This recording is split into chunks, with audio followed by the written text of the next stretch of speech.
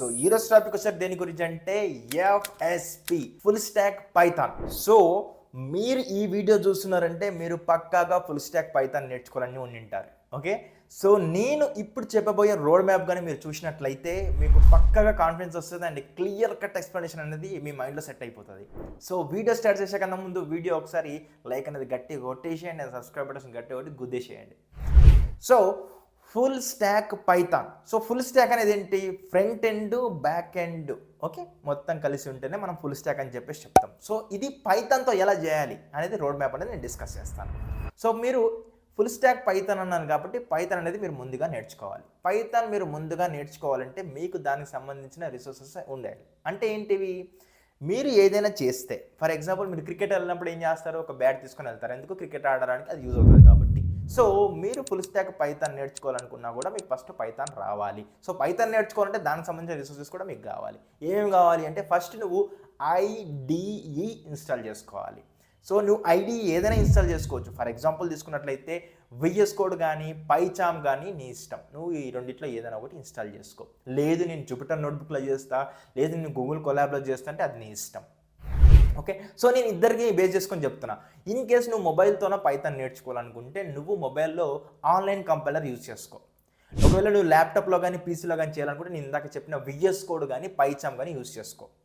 Okay, so Python అనేది నువ్వు basic నుంచి స్టార్ట్ చేయి. ఎవ్రీథింగ్ ఫస్ట్ కోడింగ్ అంటే ఏంటి, ప్రోగ్రామింగ్ అంటే ఏంటి, పైథాన్ అంటే ఏంటి, హిస్టరీ ఆఫ్ పైథాను, పైథాన్ సంబంధించినవి ఎట్లా ఇన్స్టాల్ చేసుకోవాలి, కామెంట్స్ అంటే ఏంటివి, డేటా టైప్స్ అంటే ఏంటివి, లిస్ట్ అంటే ఏంటిది, టపుల్ అంటే ఏంటిది, డిక్షనరీ అంటే ఏంటిది, అండ్ సెట్ అంటే ఏంటిది, సో ఎవ్రీథింగ్, ఫంక్షన్స్ అంటే ఏంటివి, ఫైల్ హ్యాండ్లింగ్ అంటే ఏంటి, ఎర్రర్ హ్యాండ్లింగ్ అనేది ఏంటిది. ఓకే, అండ్ ఊప్స్ టాపిక్స్ పైన బాగా ఫోకస్ చేయి. ఓకే, ఊప్స్ అనేది చాలా చాలా ఇంపార్టెంట్. సో ఇవి కంప్లీట్ చేసిన వెంటనే నువ్వు పైథాన్లో పర్ఫెక్ట్ అవ్వాలి. చిన్న చిన్న ఎగ్జాంపుల్స్ ప్రాక్టీస్ చెయ్యి.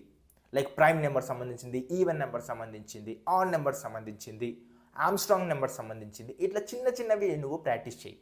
దాని తర్వాతకి పైథాన్ని కొంచెం పక్కకు పెట్టు, కానీ రివైజ్ చేస్తూ ఉండు. నెక్స్ట్ థింగ్ వచ్చేసరికి ఫ్రంట్ ఎండ్ పార్ట్. ఫ్రంట్ ఎండ్లో నువ్వు ఫోకస్ చేయాల్సింది దేనిపైన అంటే HTML. ఓకే, నెక్స్ట్ వచ్చేసరికి CSS. దాని తర్వాత నువ్వు ఫోకస్ చేయాల్సింది దేనిపైన అంటే జావా స్క్రిప్ట్. దాని తర్వాత నువ్వు ఫోకస్ చేయాల్సింది దేనిపైన అంటే టేల్ విండ్, బూట్స్ట్రాప్. ఓకే, ఇవన్నీ నువ్వు పర్ఫెక్ట్గా నేర్చుకున్న తర్వాతకే నువ్వు అప్పుడు రియాక్ట్ కానీ యాంగులర్ కానీ నేర్చుకో. సో ఇది ఫ్రంట్ ఎండ్ పార్ట్.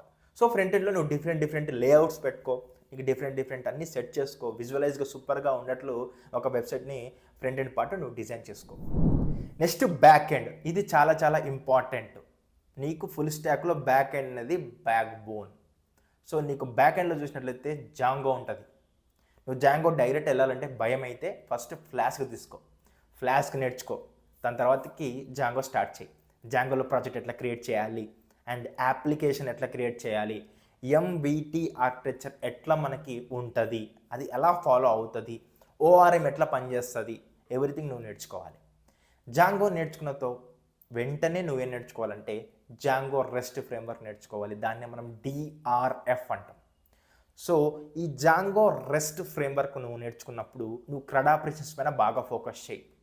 క్రియేట్ అంటే ఏంటిది, రీడ్ అంటే ఏంటిది, అప్డేట్ అంటే ఏంటిది, డిలీట్ అంటే ఏంటిది, వీటిని ఎలా చేయాలి యూజింగ్ APIస్తో. సో ఎవ్రీథింగ్ ఇవి ప్రాక్టీస్ చేయి.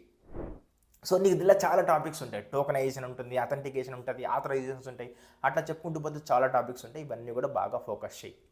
ఓకే, సో నీకు ఇప్పుడు బ్యాక్ అండ్ పార్ట్ కంప్లీట్ అయిపోతుంది. దాంతోపాటు నువ్వు నేర్చుకోవాల్సింది ఏంటంటే SQL అయితే నేర్చుకోవాలి. డేటాబేస్ అయితే నువ్వు పక్కగా నేర్చుకోవాలి. సో SQL అనేది స్ట్రక్చర్డ్ క్వైరీ లాంగ్వేజ్ అని తెలుసు మీకు కదా.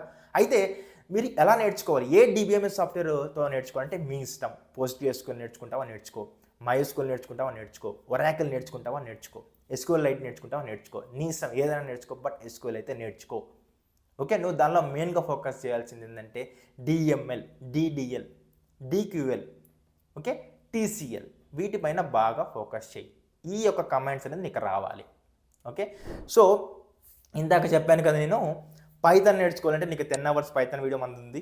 ఓకే, దాని తర్వాత నేను HTML నేర్చుకోవాలంటే HTML 10 hours వీడియో ఉంది ఇక్కడ మంది. ఓకే, CSS నేర్చుకోవాలంటే CSS వీడియో ఉంది ఇక్కడ. అండ్ జావాస్క్రిప్ట్ నేర్చుకోవాలంటే జావాస్క్రిప్ట్ వీడియో ఇక్కడ ఉంది.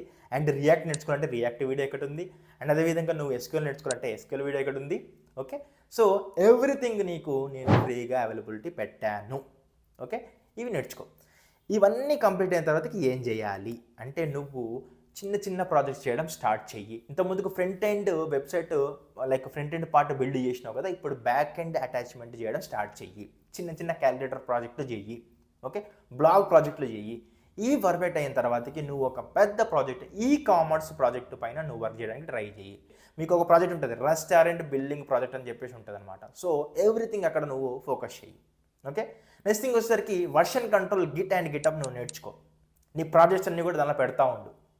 ఓకే, ఇవి తర్వాత ఇవన్నీ చేసిన తర్వాత ఒక ప్రాజెక్ట్ వస్తుంది కదా, సంథింగ్ ఏదో ఒక ఫైల్ వస్తుంది కదా, దాన్ని నువ్వు డిప్లై ఎట్లా చేస్తావు అంటే నువ్వు డిఫరెంట్ సోర్సెస్ ద్వారా నువ్వు డిప్లై చేసుకోవచ్చు. ఎందుకంటే నువ్వు షోకేస్ చేసుకోవాలి కదా నువ్వు చేసింది. సో దానిలో నువ్వు యూజ్ చేయాల్సింది ఏంటంటే render. Amazon web services use చేసుకొని నువ్వు దానికి సంబంధించిన సర్వీసెస్లో నువ్వు డిప్లాయ్ చేసి నువ్వు అది కూడా చూపించుకోవచ్చు. లేకపోతే హెరోకు, లేకపోతే డిజిటల్ ఓషన్. ఓకే, ఇవన్నీ కూడా యూజ్ చేయి. నేను ఎవరిని కూడా ప్రమోట్ చేయట్లేదు, నేను ఉన్న సోర్సెస్ చెప్తున్నాను. ఇవన్నీ కంప్లీట్ అయ్యింది, నువ్వు ప్రాక్టీస్ చేసినావు, అయిపోయింది. నెక్స్ట్ ఏంటి అనేది గుర్తుపెట్టుకో.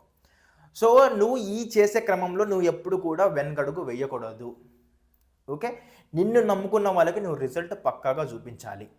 ఇది నేర్చుకొని అట్లా ఫిక్స్ అయిపో. ఓవర్ నైట్ సక్సెస్ వీల్ అవ్వదు, షార్ట్ కట్లు లేవు సక్సెస్కి. నువ్వు పక్కాగా 3 to 6 months ఇక్కడ నువ్వు స్పెండ్ చేయాలి. ఏ ఫుల్ స్టాక్ అయినా కూడా. ఆల్రెడీ పైథాన్ వస్తే నీకు 3 months పక్కాగా పడుతుంది నేర్చుకోవడానికి. ఒకవేళ పైథాన్ రాకపోతే అట్లీస్ట్ 4 months అయినా పడుతుంది. ఓకే, సో వీటి మీద బాగా ఫోకస్ చెయ్యి. అండ్ ఇంకోటి గుర్తుపెట్టుకో, డిప్లై చేసిన తర్వాత నువ్వు ఒక ఫస్ట్ ప్రాజెక్ట్ ఉంటుంది కదా, ఆ డిప్లై చేసిన తర్వాతకి నీకు వచ్చే ఆ హ్యాపీనెస్ ఫీల్ అనేది ఎప్పుడు రాదు. ఓకే, అది నువ్వు ఫీల్ అవ్వాలి. అట్లా నువ్వు ప్రాక్టీస్ చేయి. అండ్ గుర్తుపెట్టుకో, నువ్వు ఎవ్రీథింగ్ ప్రాక్టీస్ చేసింది ట్రాక్ చేయి. ఎవ్రీథింగ్ ట్రాక్ చేసుకో, ఒక నోట్స్ మెయింటైన్ చేసుకో ఎవ్రీథింగ్. అండ్ నువ్వు చేసే ప్రతిదీ కూడా డేస్ పెట్టుకో. 90 days, 120 days, 200 days ఛాలెంజ్ పెట్టుకుని లింక్డ్ఇన్లో అప్లోడ్ చేయి. అప్లోడ్ చేసినప్పుడు నన్ను కూడా ట్యాగ్ చేయి, కిరణ్ సాగర్ అని చెప్పేసి ట్యాగ్ చేయి. నేను కూడా చూస్తాను నువ్వు ఏం నేర్చుకుంటున్నావు అని చెప్పేసి. ఓకే, సో ఇదనమాట. అండ్ మెయిన్ థింగ్ వచ్చేసరికి ఒకటి గుర్తుపెట్టుకోండి, మీరు ప్రాక్టీస్ చేసినప్పుడు ఎర్రర్స్ వస్తాయి, కానీ ఆ ఎర్రర్స్ అనేది మీకు చాలా నేర్పిస్తాయి. ఓకేనా, అది మాత్రం ఎప్పుడు కూడా భయపడద్దు. అయితే నువ్వు ఎప్పుడైతే ఇప్పుడు ల్యాప్టాప్ మీద సైలెంట్గా వర్క్ చేస్తున్నావో దాని తర్వాతకి నీ సక్సెస్ అనేది కేకలు పెడుతుంది. సో అది మాత్రం మర్చిపోకు. అండ్ ఇవన్నీ కూడా నువ్వు ఫాలో అవ్వు, పక్కాగా ఫుల్ స్టాక్ పైథాన్లో నువ్వు మంచి ఎక్స్పర్ట్ అవుతావు.